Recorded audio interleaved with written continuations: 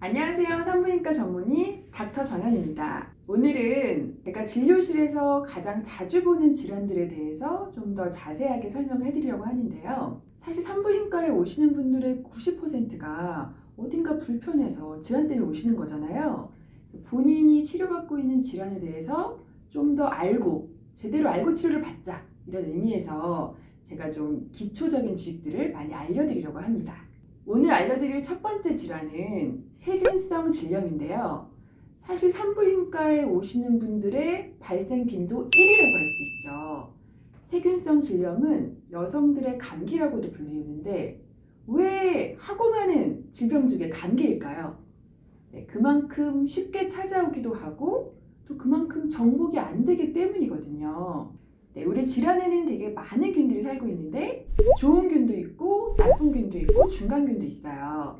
그런데 세균성 질염이 생기는 건 좋은 균이 죽었을 때 나쁜 균이 그 자리에 침입해가지고 정복을 하면서 생기는 거거든요. 조금 더 의학적으로 설명을 드리면 좋은 균이라고 하는 게 락토바시루스라고 알려져 있는 유산균이에요. 질의 환경을 산성으로 유지하면서 건강하게 유지해주고 있는 유산균이 살고 있는데 이 균에 있던 자리에 혐기성 세균이 들어와서 그 자리를 차지하는 거예요.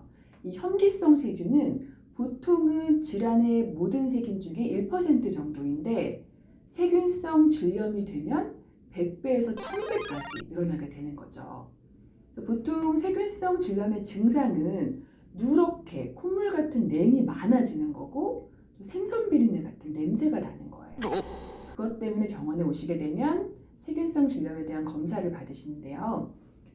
이거 보시면 자궁이 이렇게 생겼거든요. 자궁 양쪽에 난소가 있고 질이 이렇게 있어요. 질경을 이렇게 질 안쪽을 볼 수 있게 이렇게 질 안에 삽입해서 살짝 벌려서 질 안을 관찰을 하고요. 이제 면봉이나 브러쉬로 질 분비물을 채취하게 됩니다. 채취해서 검사를 보내서 어떤 균이 있는지, 질염이 현재 심한지 이런 걸 알 수 있게 되는 거고요. 근데 성경험이 없으신 분들은 이 질 안에 기구를 넣기가 쉽지 않거든요. 이럴 땐 어떻게 하냐? 성경험이 없으셔도 질염 검사는 받으실 수가 있습니다. 보통 이런 면봉이나 브러쉬를 질경을 사용하지 않고 질 안쪽으로 넣어서 검사를 하게 됩니다. 네, 그런데 질염 검사를 위해서 오셨을 때 가끔 당황스러운 경우가 있어요. 안에 봤더니 이미 하얗게 부스러기가 엄청 많아. 이게 뭘까요? 그러니까 본인은 증상이 있으셔서 본인 스스로 질염에 사용하는 그런 알약이 있거든요. 질정을 넣고 오신 거예요. 그러면 안에를 제대로 볼 수가 없거든요. 또 한 가지 경우는 병원에 오시니까 우리 치과 갈 때 양치하고 가는 것처럼 질 안을 깨끗하게 씻고 오시는 거예요. 그럼 제가 봤을 때 아무것도 없어요. 너무 깨끗해. 근데 본인은 증상이 있다는 거죠. 병원에 오실 때는 2, 3일 전까지는 질정을 사용하실 수 있으나 그 2, 3일 내에는 질정 사용하지 마시고요. 질 안을 너무 깨끗하게 씻고 오시는 것은 안 좋고 그냥 그대로 오시는 게 가장 좋습니다. 질염의 치료는 생각보다 아주 간단합니다. 먹는 약을 먹거나 질의 약을 넣거나이거든요. 근데 중요한 항생제를 사용하는데 이 항생제가 하는 역할은 질에 사는 정상 유산균을 죽이지 않고 아까 말씀드린 혐기성 세균, 나쁜 균만 죽이게 되는 거죠. 그래서 보통 많이 사용하는 게 메트로니다졸이라고 하는 약인데요. 이 약을 하루에 2번, 그러니까 하루에 500mg을 일주일간 먹거나 아니면 질 안에 넣는 젤 타입을 사용해서 치료를 하기도 합니다. 세균성 질염은 전염되는 건 아니에요. 성관계에서 전염력은 없기 때문에 배우자분은 치료하실 필요가 없고 본인만 치료를 하시면 대부분 치료가 다 됩니다. 네, 근데 세균성 질염을 여성들의 감기라고 해놓으니까 감기는 그냥 집에서 잘 쉬고 잘 먹고 잘 자면 낫는 거 아니야? 이렇게 생각하고 방치하는 경우도 많거든요.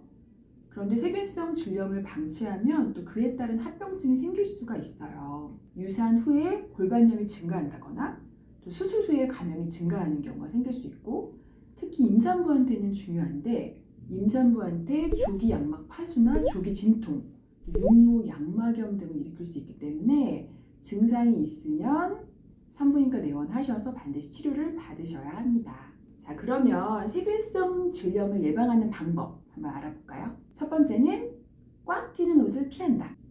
두 번째는 면과 같은 천연 섬유의 속옷을 입는다. 세 번째는 팬티 라이너를 피한다. 피할 수 없으면 자주 갈아준다. 네 번째는 순한 여성 청결제의 도움을 받는다. 여성 청결제는 외음부에 사용하는 걸 말씀드리는 거고요. 외음부에 사용하는 여성 청결제는 매일 사용하셔도 무방합니다. 다섯 번째, 질 안을 씻지 않는다. 여성 청결제 말고 질 세정제라고 해서 질 안을 세척하는 이런 세정제가 있거든요. 근데 그런 거의 경우에는 좀 의료진의 도움을 받아서 의사와 상담 후에 사용을 하시는 것이 좋습니다. 마지막으로 여섯 번째는 질에 도움이 되는 유산균을 먹는다. 네, 오늘의 주제 세균성 질염에 대해서 좀 도움이 되셨나요? 혹시나 궁금했던 질환이나 더 알고 싶은 내용이 있으시면 댓글로 좀 달아주시면 제가 최선을 다해서 답변을 달아드리고 또 영상 준비하는 데도 도움이 될 것 같습니다. 이 영상이 도움이 되셨다면 좋아요 꾹! 구독하기 꾹! 또 뭐였죠? 알림 설정. 알림 설정까지 마무리 잘 해주시고요. 다음 주에 또 만나요.